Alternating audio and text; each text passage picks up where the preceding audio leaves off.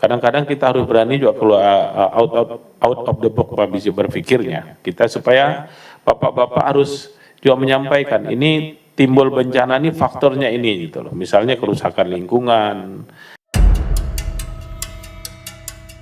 Komisi 5 DPR menggelar rapat kerja bersama BMKG dan Basarnas pada Senin, 1 Desember 2025. Salah satu masalah yang disinggung, yakni bencana banjir bandang dan longsor di Aceh, Sumatera Utara, dan Sumatera Barat sejak akhir November.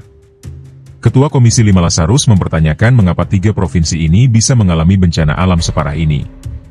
Korban jiwa dan hilang mencapai ratusan orang. Menurutnya harus ada penjelasan lengkap dan detail mengapa bisa terjadi banjir bandang dan longsor parah di 3 provinsi itu.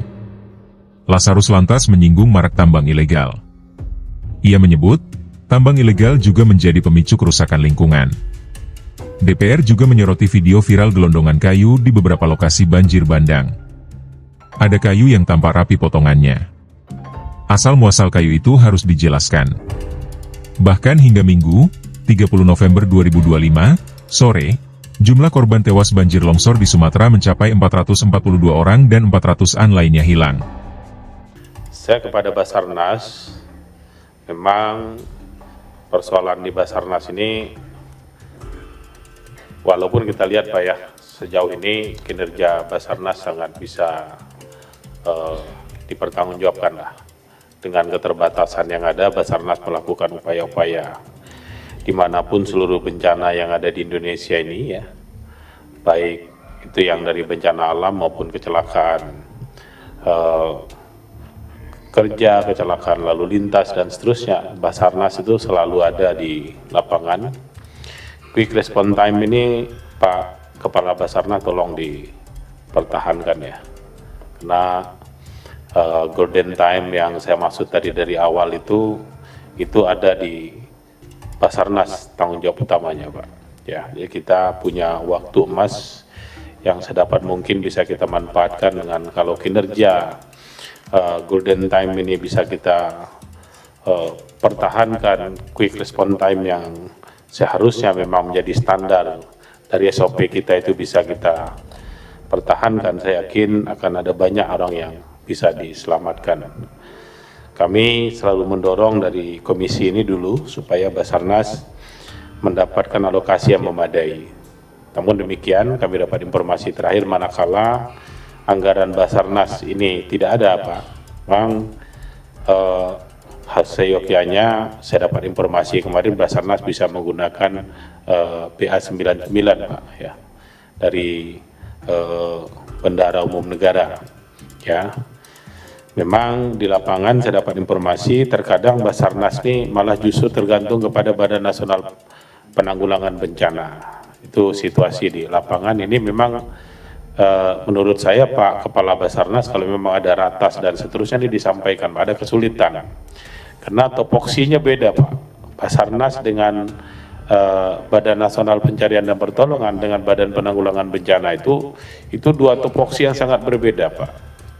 Basarnas itu datang di tahap awal, setelah Basarnas selesai baru Badan Nasional Penanggulangan Bencana masuk Pak, terkait dengan rekonstruksi dan rehabilitasi. Jadi ini dua tugas yang berbeda. Pak Kepala Basarnas harus bisa menjelaskan ini secara baik kepada Bappenas, Kementerian Keuangan, bahkan kalau hadir di ratas ada kesempatan berbicaralah. Ya, saya yakin juga rapat ini direkam Pak, ini bisa dijadikan juga salah satu acuan bahwa kami anggota DPR ini juga ya merisaukan gitu loh, bahwa minimnya anggaran Badan Nasional Pencarian dan Pertolongan bahkan hanya untuk sekedar merawat peralatan yang ada saja. Tuh loh. Ada banyak peralatan Bapak itu mungkin 10 tahun ke depan yang harusnya masa pakainya masih ada karena dilakukan pemeliharaan, akhirnya masa pakainya hilang karena ketiadaan anggaran untuk perawatan.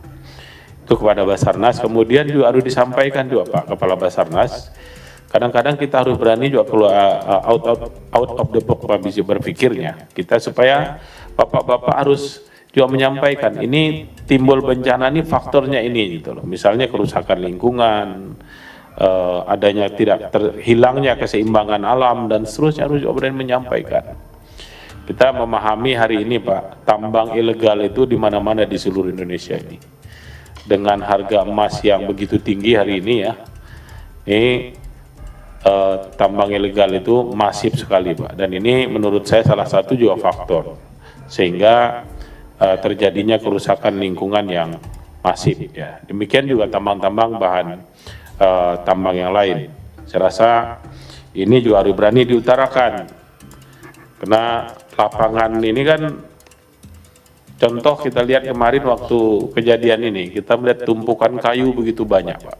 Ya, itu pasti alam sudah tidak bisa menopang Pak, ketika terjadi hujan lebat yang berlebihan misalnya. Mungkin zaman dulu juga ketika hutannya masih bagus, pernah juga terjadi hal yang sama, tapi tidak terjadi kerusakan yang luar biasa seperti sekarang. Nah, hal-hal seperti ini harus disampaikan Pak, supaya kita tidak seperti tadi Pak Ridwan sampaikan, kita seperti datang di ujung, atau Pak Hamka kalau saya tidak salah, kita hanya datang di ujung seperti pemadam kebakaran saja Pak. Akhirnya Bapak kebagian capeknya, padahal pangkal masalahnya tidak kita selesaikan. Ini harus berani kita bicarakan dari posisi kita masing-masing. Itu yang kepada Basarnas. Kemudian ke BMKG Pak, ini informasi yang kami terima dari PPK ini terkait dengan Badan Meteorologi, Klimatologi dan Geofisika ya. Ada temuan di hasil pemeriksaan PPKRI, poin 1 itu BMKG belum sepenuhnya menerapkan regulasi terkait pelaksanaan fungsi pelayanan dan penyampaian informasi hasil pengamatan meteorologi, klimatologi, dan geofisika.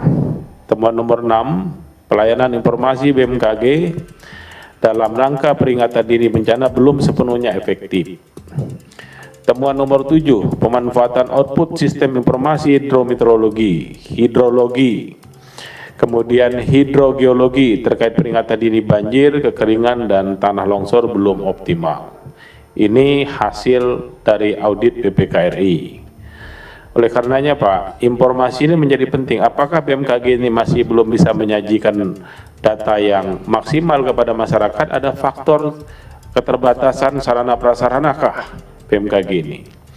Kami melihat BMKG ini cukup gede anggarannya setiap tahun Pak. Ya, dan BMKG ini kan polanya beda Pak, lebih kepada penyiapan sarana prasarana. Jadi biaya operasional BMKG ini sebenarnya tidak terlalu besar seperti Basarnas sebetulnya, biaya operasi. Kalau Basarnasnya biaya operasinya gede Pak, sehingga biaya untuk peralatan sarana prasarana, perawatan, pengadaan dan seterusnya menjadi terbatas karena biaya operasi yang begitu besar. Nah, BMKG ini kan beda Pak. Bahkan BMKG kalau saya tidak salah, kita ada PNBP nggak Pak? Ada kan? Ada PNBP. Basarnas nggak ada PNBP Pak. Nggak ada kan Pak kita PNBP. Kita ada pelayanan doang. Ini dua hal, anggaran BMKG ini anggarannya lebih besar. Kemudian PNBP ada. Tapi kinerjanya, ini hasil BPK loh Pak. Ya, kinerjanya itu masih jauh dari kata memuaskan. Download Tribun X sekarang, menghadirkan lokal menjadi Indonesia.